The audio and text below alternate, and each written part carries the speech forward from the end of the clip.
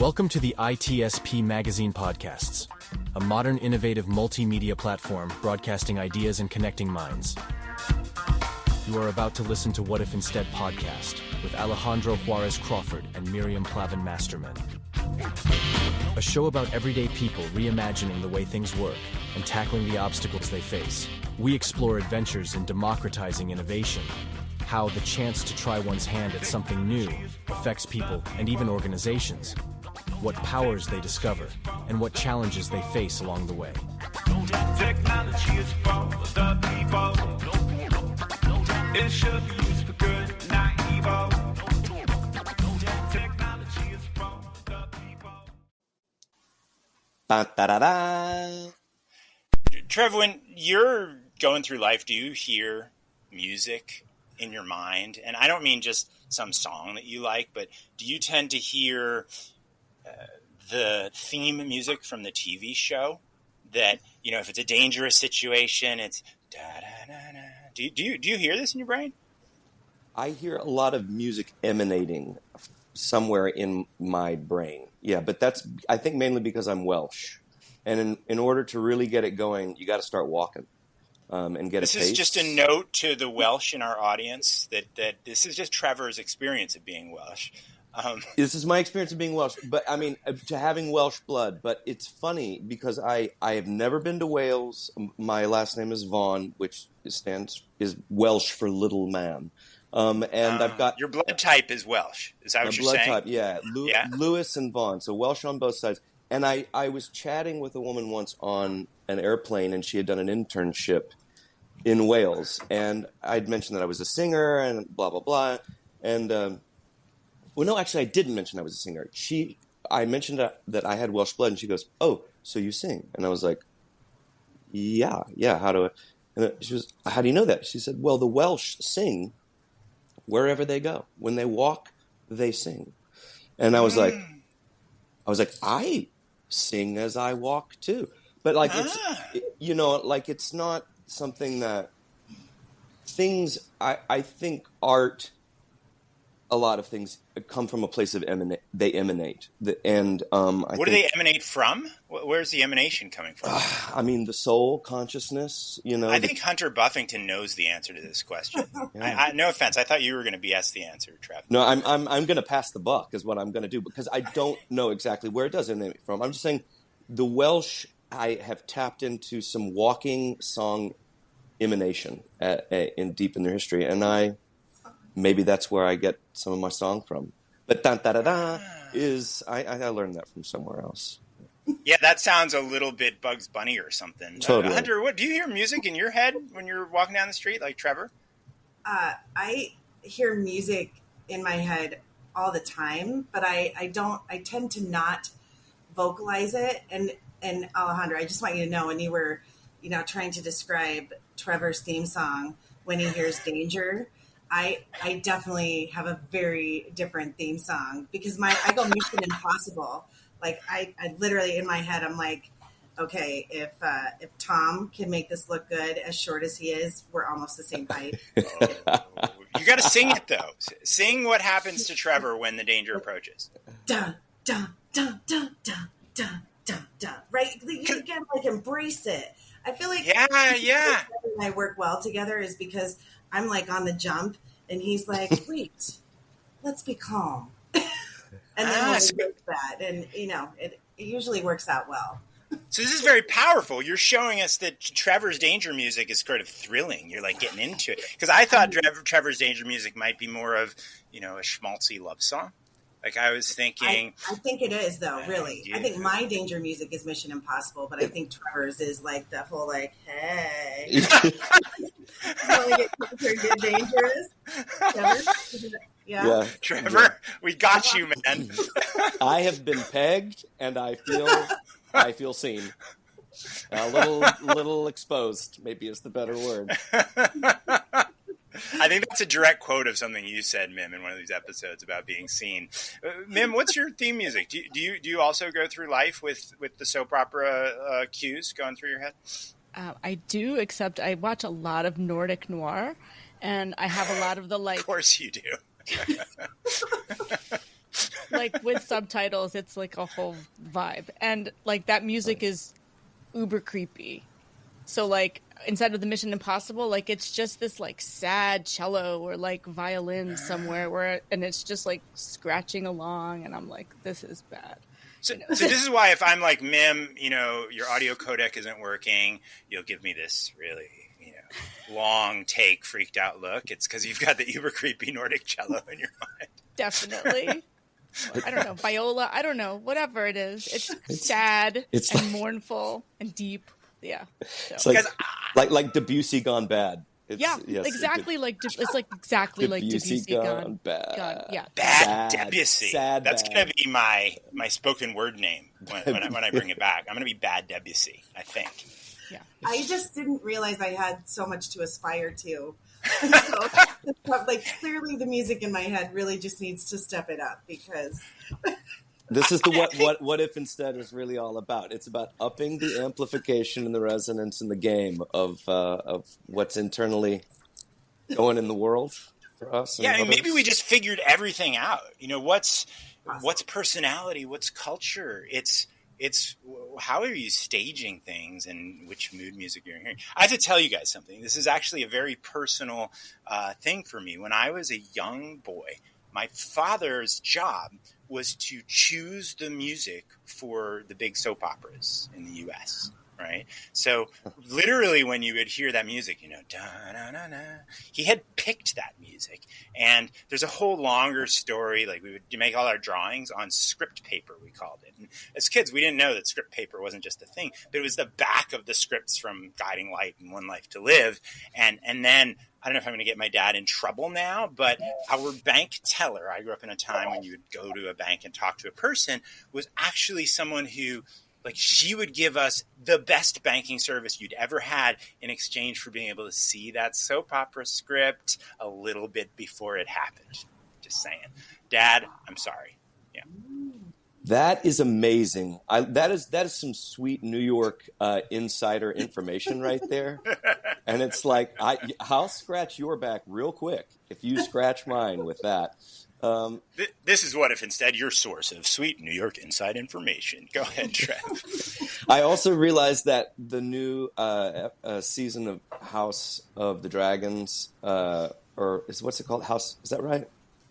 It's like the not Game of Thrones anymore show. 100%. It needs to be called Days of Our Dragons. How about As the Dragon Turns? No, As the Dragon Roars? That's right. We can get your schmaltzy music going while the dragon is soaring and burning stuff. It can be like, da, da, da, da, da. Bad Debussy. 100 Bad Bad Debussy could be the dragon's name. Not rock and sing, but run and scream. It wants you to run it. I just want to ride Bad Debbie to see the dragon, like through the sky. It's pretty much my new life aspiration. If we could bring him back to see some of them dragons, I bet he would write some incredible scores. But not from. You'd have to take him back to like the height of Game of Thrones, not this new stuff, not Days of Our Dragons. Alejandro, you seem like you were about to go into a new zone. Where are you going? Yeah, I'm going to up this discussion about the music in our heads, but we're going to focus a little bit on a major crisis that we're facing, right? And the crisis does not involve Bad Debussy the dragon. In many ways, it's much more insidious than that. Before we do, we're so grateful to be with you here today, Hunter Buffington and Trevor Vaughn. We just want to introduce listeners to our incredible guests. You already know them by the music in their head. And then we're going to get into a discussion as we go forward. So this is actually a first for What If Instead. What If Instead we have two guests. So here we are instead of just one. But I'm going to start with Hunter just because we're going to pretend it's like a Brady Bunch thing and she's right next to me. So she is, I hope I get this all right. And if I leave something out, Hunter, please tell me. So she is an industrial hemp policy expert and a supply chain expert. And she works in the emerging hemp industry. And she's working in this industry for about 10 or 11 years now, if I did my math right, with a background in sustainable development. She works to apply open systems to create sort of sustainable processes, climate action plans in Fort Collins and in Colorado more broadly. And so she's really at this interesting intersection of food systems, of agriculture, of new industries, of climate, and kind of all of it. And then she also works with regulators. She works with policymakers.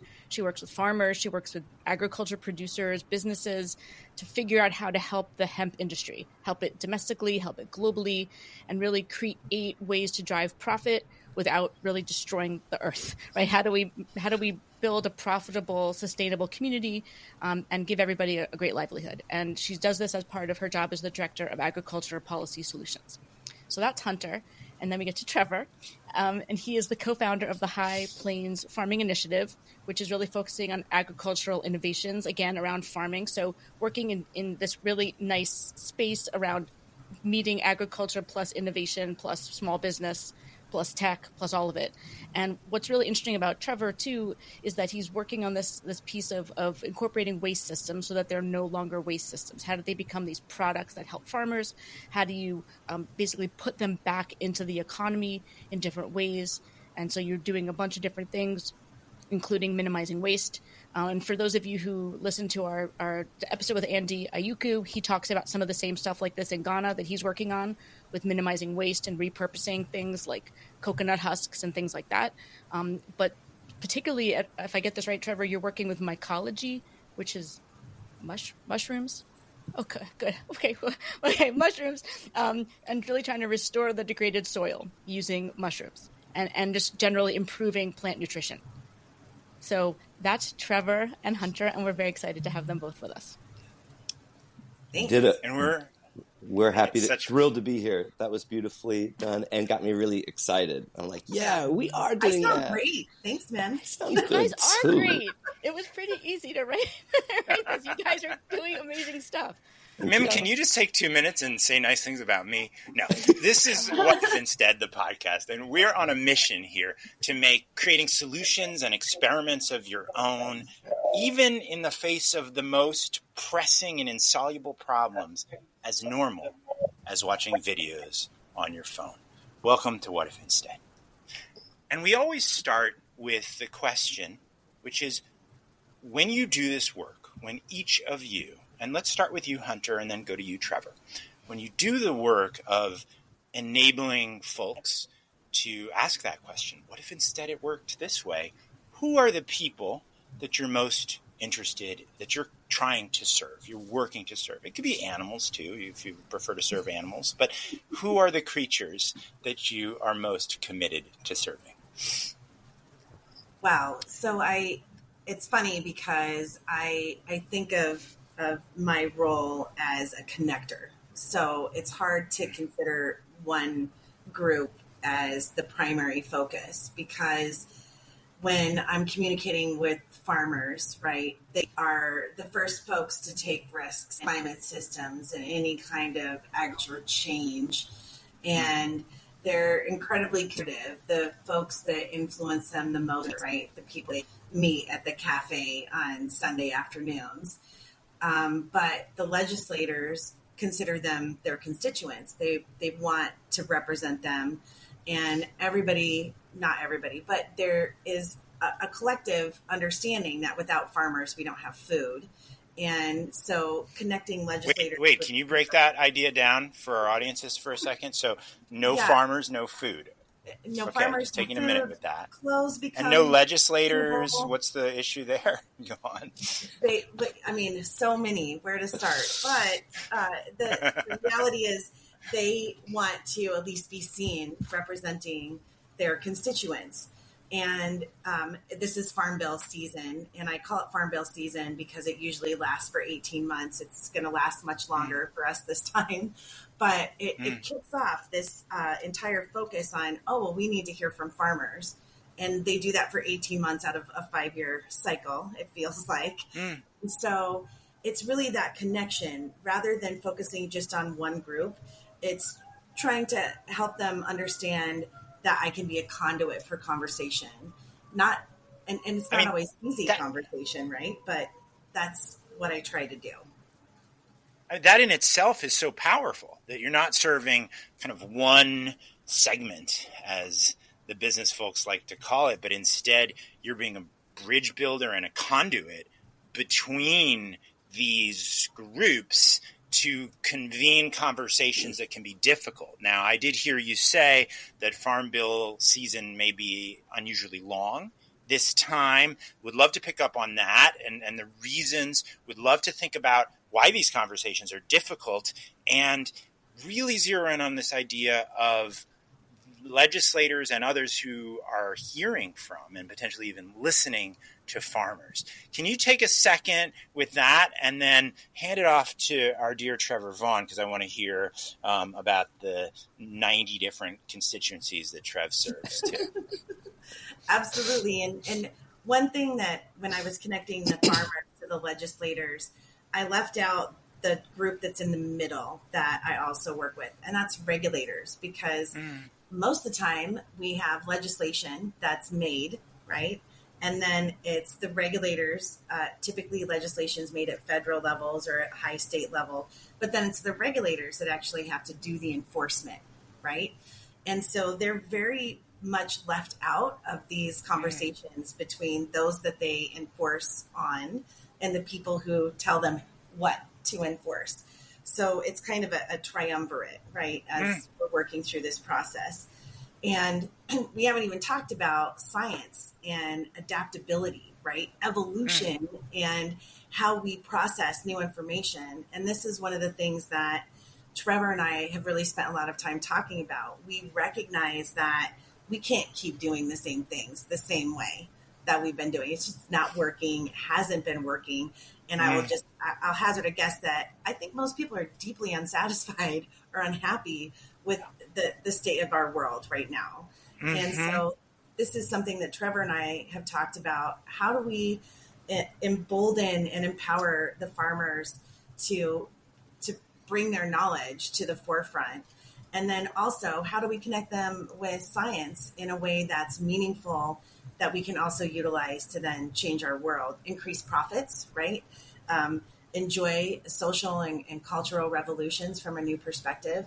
And then, of course, have an opportunity to maybe save the planet, because that's a reality, right, kids? We can't, and I still work in a world where people will say, I don't believe in climate change, but we have to make changes. And Trevor and I have had some really great opportunities to talk about, well, what could that look like? And then, ironically, Trevor brought some things to the table that I wasn't familiar with and got me excited about mushrooms and mycology. Right. So you have 5 stakeholders. You have farmers, regulators, legislators, scientists, and Trevor. Right? These are the big 5. Trevor and his shrooms, right? Okay, but I just want to repeat something you said, because it's extraordinary. You said, we recognize that we can't keep doing this the same way, so we must empower farmers to bring knowledge to the forefront, knowledge literally from the ground, from the soil, from the facts on the ground, but also connect that to science. I just want to pause, because I think that is worth thinking about at this moment in time. And then, Trevor, maybe, because Mim's going to have a lot of really good questions about to start popping, but maybe, Trevor, you could kind of talk about the angle you bring to this, even in terms of what Hunter has just said about convening that conversation as we recognize that we can't keep doing things the same way. Yeah, thank you. I got really emotional listening to Hunter, and just coming around to this, who are we serving? What is all the different things we do in life to serve, in order to love, to heal, to restore. I honestly, it all started with this wild, wacky, circular, incredible journey. I just wanted to have a vineyard. My family has land in West Texas, which is in Terry County, which is the grape capital of Texas.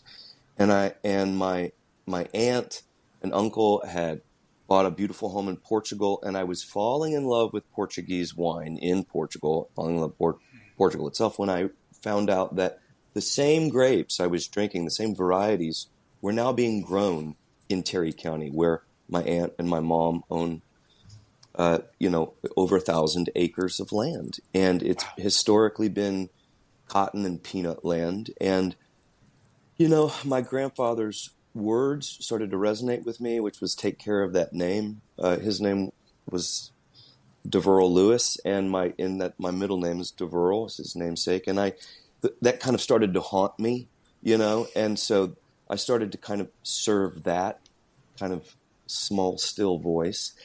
And I started to fall in love with wine grapes, and I really started to serve this dream and nurture this dream of what could happen. And in the process, I learned a lot about what's going on in this region of the world. The High Plains of Texas is an important player on a global scale. It's the largest contiguous cotton patch in the world.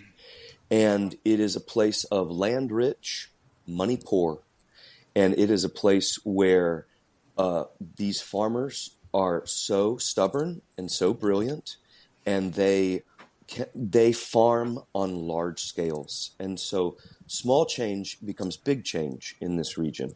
And these progressive cotton growers started to become wine grape growers. And they realized with the same amount of rain in a good year, they could basically grow a crop 10x what cotton can get on its best year. And that was disruption that essentially unleashed this other thing that really cooled my heels on the vineyard idea, which is there is a shitload, and I'm talking a criminal amount, a global criminal amount of dicamba that's blowing through this area, that's being applied onto these soils. And this, if anyone doesn't know what dicamba is, it's Agent Orange, y'all. They upped the toxicity in 2015 because of these dicambate-resistant weeds, aka biological life, then the problems really started happening in the vineyard, and the cupping of the leaves, and finally, now we have, I don't know, 100. We're sitting 3-4 years into it. I think there's a $330 million class action suit now between all 57 of these wine grape growers and against Monsanto, BASF, and here we are now, where the EPA finally, we can go into this further, but who are we servicing? I am servicing the biological life of the High Plains region, and I became aware that this region was really sick. On a landscape biological scale, and it broke my heart. It still breaks my heart. And so out of that pain, out of that real holy shit awareness, I started to do stuff that didn't make sense. I started calling scientists. I started calling entrepreneurs. I started calling farmers. You called me too. I called Hunter. I started. That really didn't make sense, right? But you did it. I did it. Yeah. I did it, and it's that kind of like follow your nose, follow your gut, and tell us about how that conversation between the two of you started, and how it turned into a collaboration. Would you? Sure. I mean, Hunter and I had a great initial conversation in Washington D.C. At a national hemp coalition or conference that was happening, and I was all fired up about hemp and the potential of it. Hunter, you were working with Santa Fe Farms, I think, at that point, and we were really sitting at a very kind of positive place of CBD kind of rose and crashed, but hemp is still where it's at, in regards to healing material, textiles, right? I mean, all the things, food, so many things. Sorry, got excited. Go ahead. Yeah. Robert. Yeah. And so I was having a conversation with her boss at the time, who is now passed. God bless, Stephen Glickman. What was this? What was the? Yep. Stephen. And I was essentially, he and I got him fired up about that. I felt like we needed to lay the foundations of Sakara. It was let's not rush this. Like, what does it mean to lay the foundations of a temple that will last thousands of years? And anyhow, I met Hunter there, and she was by far the most impressive person I met in DC. And then years passed, and then we picked the ball up. Really, once Hi-Fi had a little bit more solidity and legs to it. Anyhow, I gotta say, anytime Hunter shows up in DC, she's the most impressive person there, which might not be saying that much, but you know. I surround myself with greatness, so trying to make sure that if the smartest person in the room is there, that I at least shake their hand and get an introduction. And from my perspective, when Trevor called me and he said, what are we going to do about this? Everybody's talking about it, right? Yeah. Everyone keeps talking about it, but I don't see anybody really doing things. And I had heard through the grapevine that, Trevor had been interested in this project and that it needed some support. And I said, okay, well, let's have more conversations after our initial meeting in DC. And I just want to say, because Trevor, while hemp brought us together, right? Hemp is not the primary focus of the project that we have together. And what was really exciting for me is that we had just this massive vision. Trevor has no fear. You heard him say that he just started picking up the phone. It's incredible. It's that Mission Impossible music, Hunter. But that's why, in my head, that's Trevor's theme song, because no fear, completely willing to pick up a phone and say, I don't know about this, but I'm curious. And that curiosity is what I think has really helped him to start turning that curiosity into resources, right? And blowing up our vision of, okay, so hemp brought us together, but with my background in sustainability, and then Trevor's crazy vision of, well, why can't we change the world, right, Trev? Right? Why we can't? If we can't do this, no one can. And I said, well, hell yeah, that's a great reason for us to figure out some way to work together. And the mushrooms came later, but I'm really intrigued and excited about what we've learned about mushrooms, their impact potentially in cleaning the oceans, and just the way that they function on our planet. One of the oldest biological species that has existed. So Trevor's helping me to have a newfound love of mycology and mushrooms. So I just wanted to share that because hemp brought us together, but we're going far beyond that at this point. And that's why I'm so excited about our project. So can you talk a little bit more about the project? Like, as I'm listening to you talk, I'm trying to reconcile all of what you're saying with like the waste streams and the closed loop and all of it. Like, I feel like I'm playing, Tetris, but the pieces aren't quite fitting for me. So I'm hoping you can sort of help me figure out how does that all sync up with what you guys are working on? Totally. Happy to kind of jump in on that.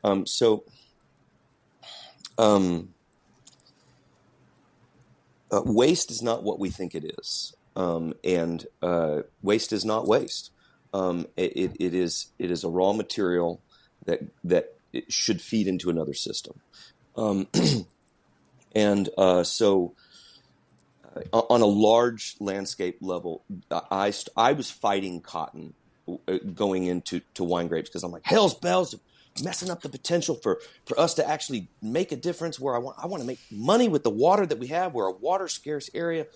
And essentially I changed my tune. I have fallen in love with cotton. I have fallen in love with regeneratively grown, beyond organic cotton, and how it can go like a love fest right next to hemp, right next to cover crops that, cows and sheep and pigs and chickens can run on. But the thing for me... We need a Beyond Organic certification, Trev, I think. This is like stamped Beyond Organic, right? Well, I mean, there's a lot of semantics that can be thrown around in regards to this. Some of the best farmers that still are kind of quasi-conventional, you could argue, are more regenerative than a lot of quote-unquote organic growers in the country. But it's a complex issue. The thing I wanted to say, Mim, to your point is, like, why is Hi-Fi's vision kind of radical or huge in how we're approaching it? And the framework is the waste streams out of cotton are profound. Like the cotton burrs themselves, easily some of the best topsoil in that, to just put out, gardens or anywhere is that stuff. The cotton stalks that are left in the field and then eventually plowed under in before the growing season, those could be harvested for biochar and could be used in fast paralysis or slow paralysis to actually power cotton gins, regenerative cotton gins, and that biochar can be used then to create completely different carbon paradigms within the soil.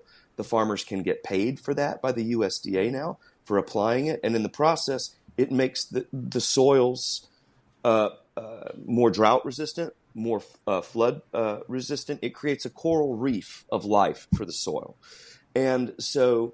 And then you're able to get pyroligneous acids, wood vinegars, out of that process as well, which can be seed stimulants. They can be organic herbicides and pesticides.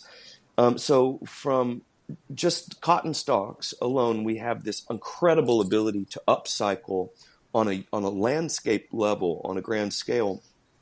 We can reinvent the literal power paradigms of how these small farming communities can power their operations industrially, and so then when you go further. Now we go further into the loop of the loops, like is mycology, and so cottonseed hulls are.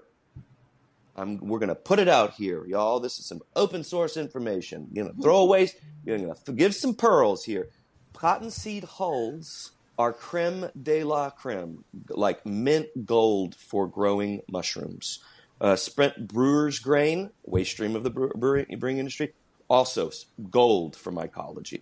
And so we can go further. We can take the cotton stalks, we can take a percentage of those and then mix them in with the cottonseed hulls. And now, voila, the largest cotton patch in the world has the ability to be the largest mushroom supplier on the effing planet.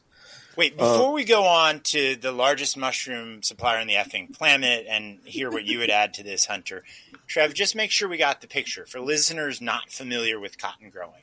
So we have cotton stalks, burrs, seed hulls, the seeds wood themselves. vinegar. Can you just draw us a little picture of this, just for listeners that are unfamiliar? Like, really make it a drawing for kids like me who might have grown up in the inner city. So when people think of cotton, they think of the fabric of our lives. They think of the bowls. They think of that white gold. And they think is that the song you have when you're going into danger? Never mind. Go on. Yeah, exactly. It's getting really dangerous here. The touch, the feel of cotton. That's it. So creepy. And Mim's covering her face again. She's covering her face. Yeah. Mim's got the Nordic noir version. Yeah, she's got that sad, the world's smallest, saddest violin playing in the background. Right, as the topsoil disappears. No, seriously. Can you break this down for us real quick? Just draw us a picture. What, Hunter?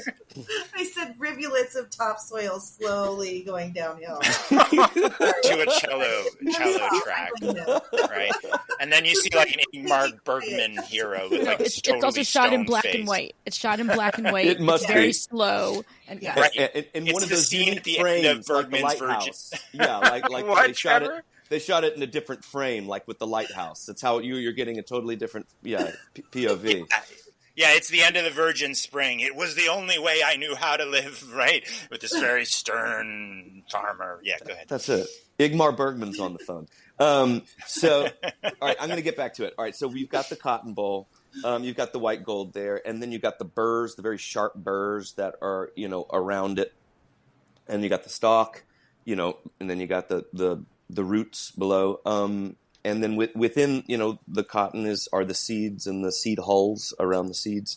And so it's just in that one thing alone, cotton isn't what you think it is. It's all these other things. And it's at the backbone of civilization, y'all. It really is. It goes right back to like the Delta Nile and right to the heart. And so we can't run from it.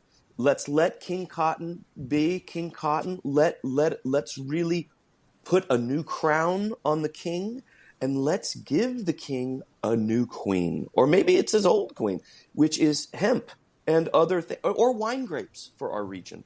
Or it's the yes and that goes after that. But as long as cotton is grown with dicamba resistant GMO seeds and pesticides and herbicides that are all delivered by the same big old company trying to make a lot of money, forcing farmers to the edge of the cliff, to the end of the margins. This is why we have the farmers have the highest suicide rate in the nation.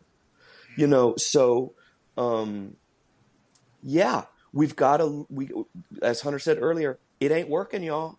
And how are we going to create new paradigms for these guys to have them be really profitable, and to have them be the price makers and not the price takers? And so, Hunter, we can get into supply chains and disrupting supply chains. I don't know if you guys, many of you can't see me, but I'm like bouncing up and down. I'm so excited to add to what Trevor just said. Yeah. You're going to show us how to make it profitable, not just for the big fertilizer companies and pesticide companies, right? But for the farmer. That's where we're going? That's where we're going. That's where we have to go. We have to.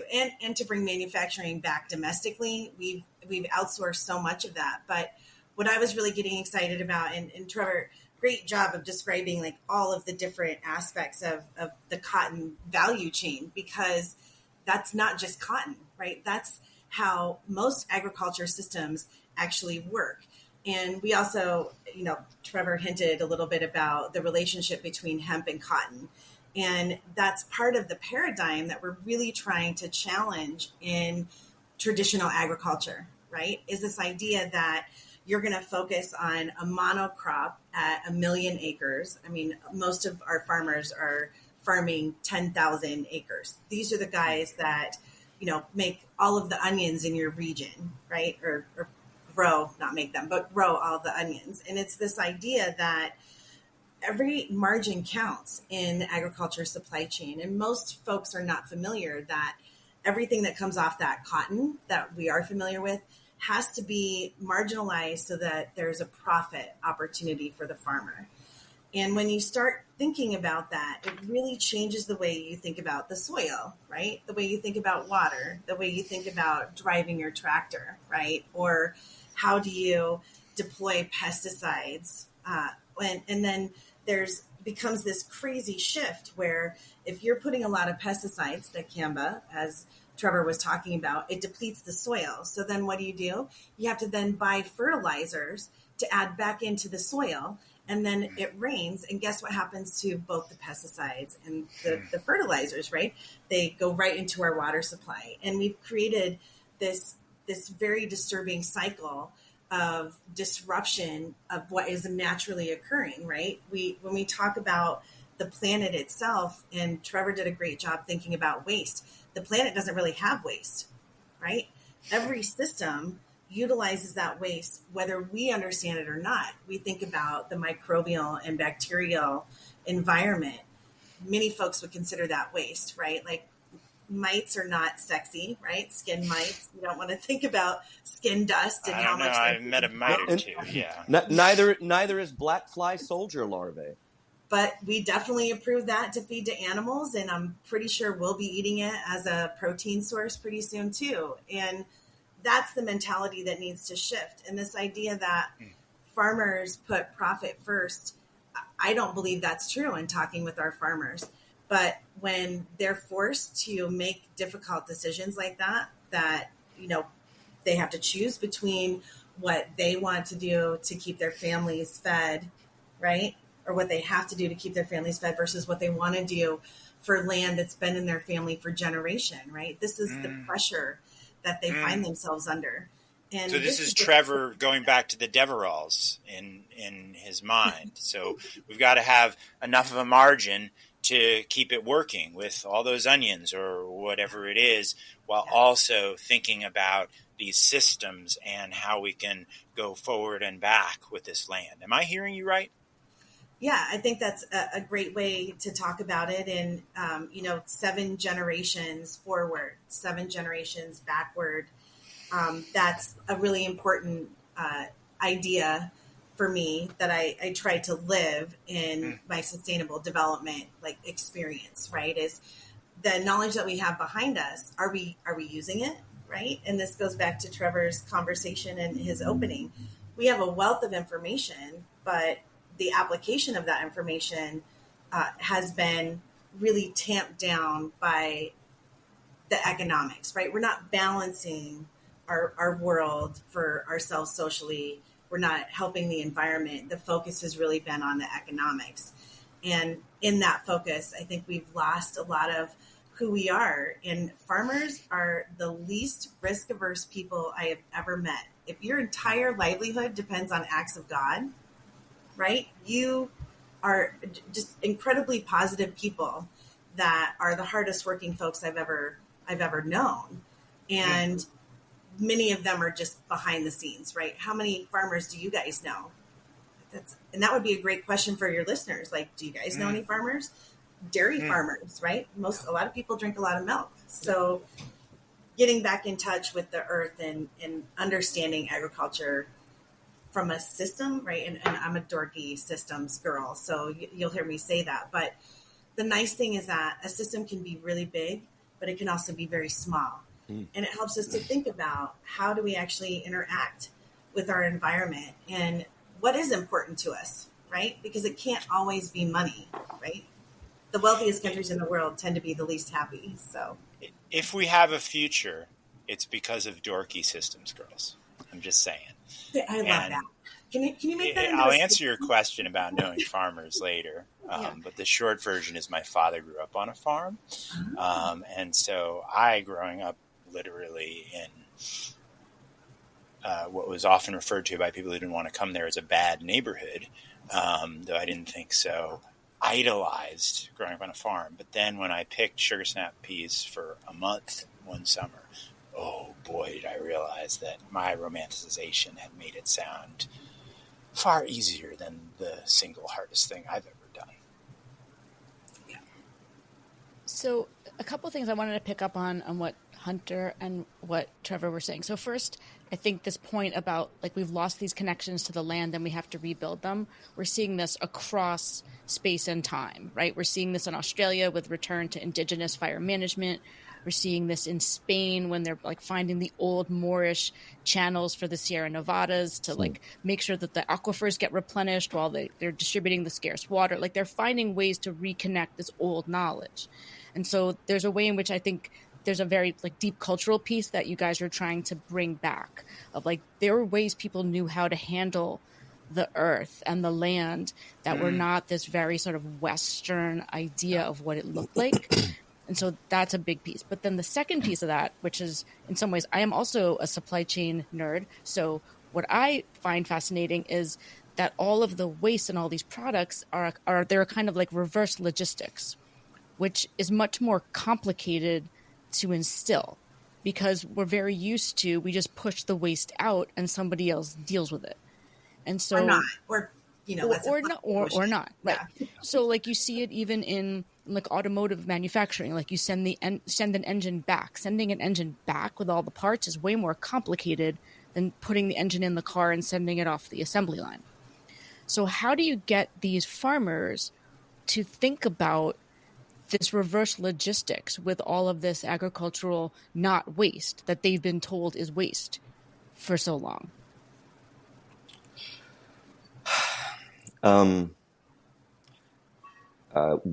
With good funding and a great outreach and education campaign, and time to spend with them with boots on the ground, the thing I feel that we have to get to really a hyper local efficiency, and so for there to be really well integrated co-ops that are able to say, the combine just came out for the cotton, And then in a couple months, the combine will be out to get the stalks. You know what I mean? And part of, of it, what you've got to do is you have to pay them today. Yeah. Actually, yesterday. I was just going to say. Yeah. Let's just start with that. Just pay them. To be like, this is good for the planet and your bottom line, and Microsoft is going to be really happy and they're going to look great. But we need to pay you now. And they'd be like, oh, awesome. I wish someone would have told me that my whole career.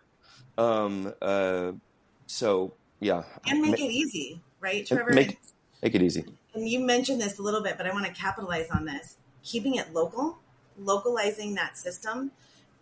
When we look at carbon credits, and you mentioned this, like the carbon economy, if you go more than 100 miles, and it really doesn't matter where you are in the value chain, the second that you transport anything over 100 miles, the fuel, the rubber, the asphalt eats any kind of carbon advantage that you've created.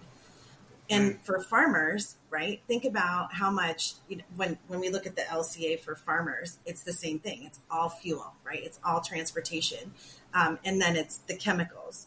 So if we can talk about removing the chemicals, that's great. But we also have to incentivize them by making it easy, keeping it close, and then commoditizing it. And that's the key.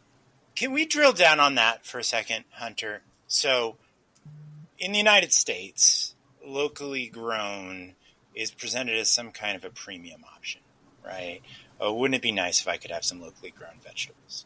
And what I'm hearing you saying, dorky systems girl is how you've described yourself, right, is we need a system where local is the norm, where the costs are righted for what it really costs us to drive something hundreds of miles, and where the pesticides and the fertilizers are part of a system that makes sense for the farmer. So if you could imagine for a second, what would the system look like?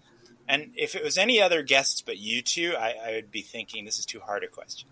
But what does the system look like where these things are set in their right places in the world?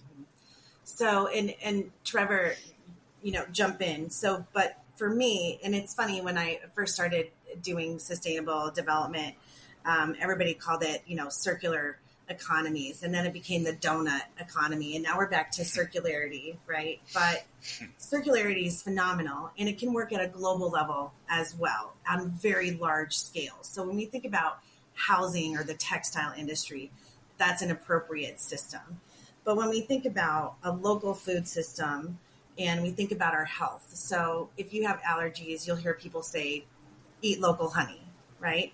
So there's a whole lot of advantages to keeping your system smaller. You drive processing jobs because you've got local farms that are producing the food. Then you need jobs to get that food to the local market. Then you need the local market where it can actually be for sale. And the beautiful thing is that if you're going to do regenerative agriculture, guess what? You need manure, right?